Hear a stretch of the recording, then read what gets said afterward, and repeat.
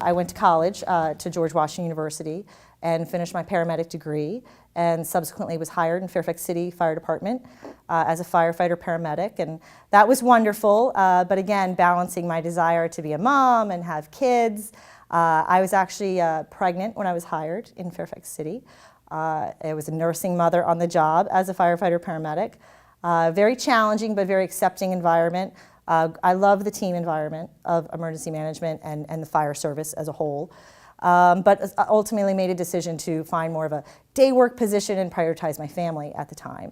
But with that, it really came with having the relationships that I had built, not only from school at GW, professors who I adopted as mentors. They were never really assigned to me as a mentor, but I adopted them as a mentor, always went back to them for guidance and counseling, which led me to my career in Fairfax City, which subsequently led to my next career with the University of Maryland, Maryland Fire and Rescue Institute.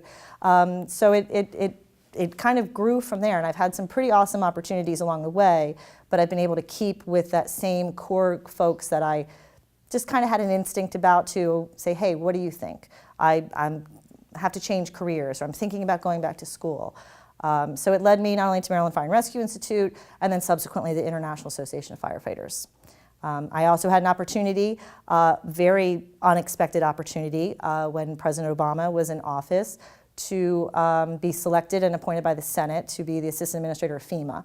So I took a brief stint away from the International Association of Firefighters for just about 3 years, and that was an awesome, very unexpected experience, but I was also happy to be asked to come back to the IFF when they were having some personnel changes there. So I'm in a really good position, oversee all of our grants administration and hazardous materials training, which is never anything I ever would have selected if I was in high school. That wouldn't have popped up on a career, program that you would take. What's your ideal career? What's your career path? Nothing I would have ever imagined, but I'm very fortunate.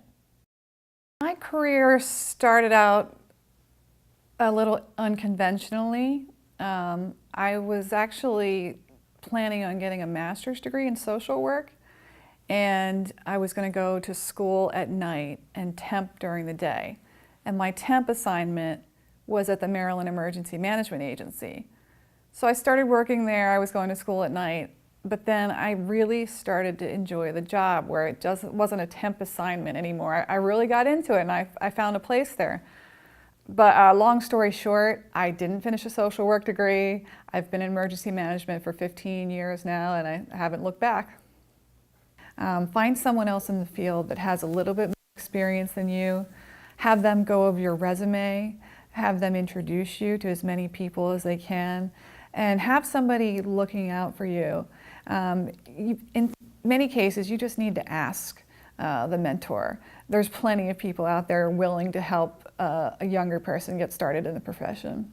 I grew my network by joining a professional organization specifically for business continuity planners, and it's been extremely valuable in making new contacts.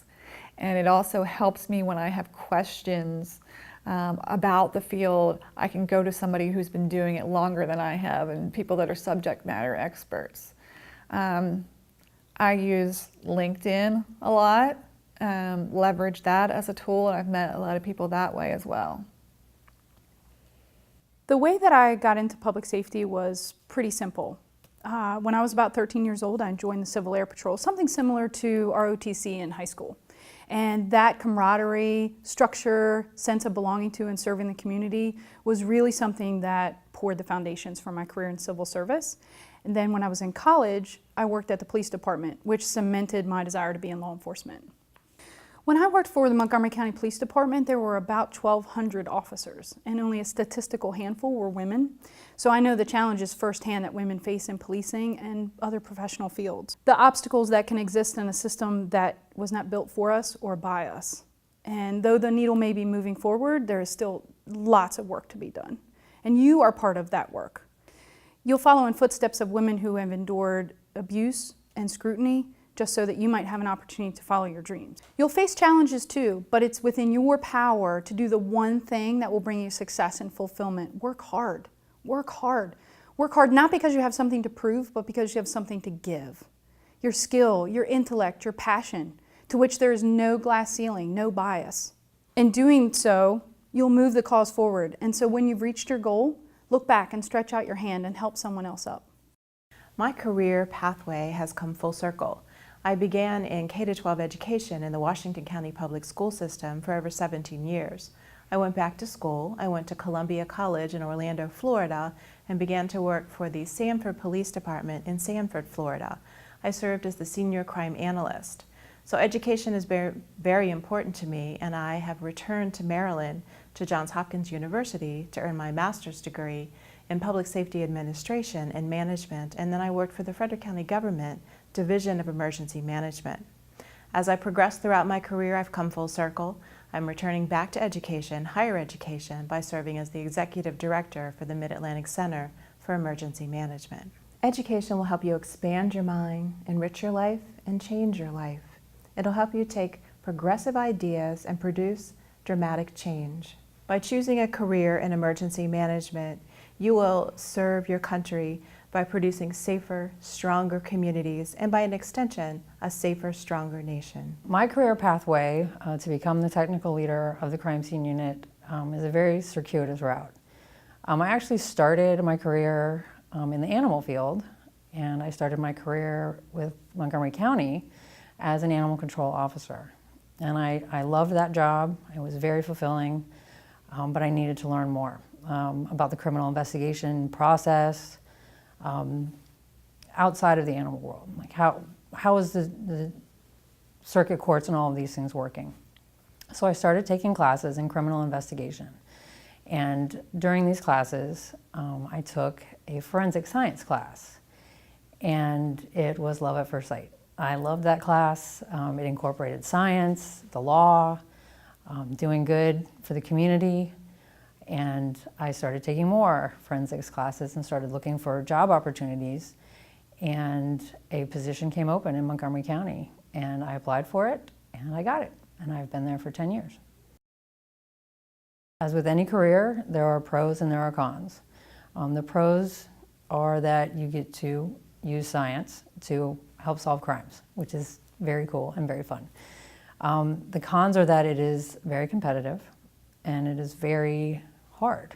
It is a hard job to do, and if there's something that you would like to do, you need to be very honest with yourself that are you willing to put in the hours? Are you willing to put in the time to gain the education, to deal with the subject at hand? If you really want to do this job, then you should pursue every avenue, every educational opportunity, every volunteer opportunity, every internship opportunity, and don't stop working. Don't be afraid to continue to grow, evolve, and learn to become a productive member of this field.